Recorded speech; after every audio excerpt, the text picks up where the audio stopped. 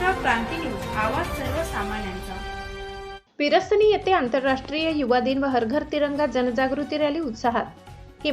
आंतरराष्ट्रीय युवा दिन व हर घर तिरंगा जनजागृती रॅली उत्सवात व स्वातंत्र्याच्या पार्श्वभूमीवर हर घर तिरंगा अभियानांतर्गत प्राथमिक जिल्हा परिषद शाळा विरसनी व परमेश्वर माध्यमिक शाळा विरसनी यांच्या वतीने जनजागृती आयोजन करण्यात आले।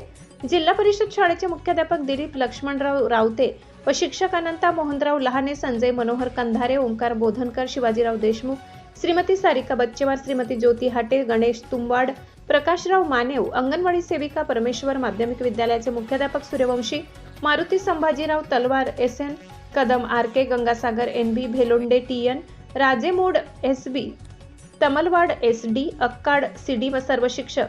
हा कार्यक्रम देशभरात रॅलीच्या माध्यमातून नागरिकांमध्ये राष्ट्रध्वजाविषयी आदर, देशभक्ती भावना व राष्ट्रीय एकतेचा संदेश देण्यात आला।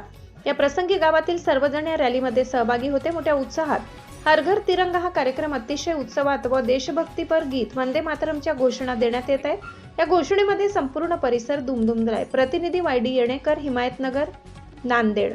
महाराष्ट्र क्रांती न्यूज मध्ये आपलं स्वागत आहे। रॅली कशाबद्दल काढली याच्याबद्दल काय माहिती आहे तुम्हाला? भारत देशामध्ये जनजागृती करण्यासाठी, भारताला स्वातंत्र्याचे महत्त्व समजून देण्यासाठी आम्ही ही रॅली काढलेली आहे।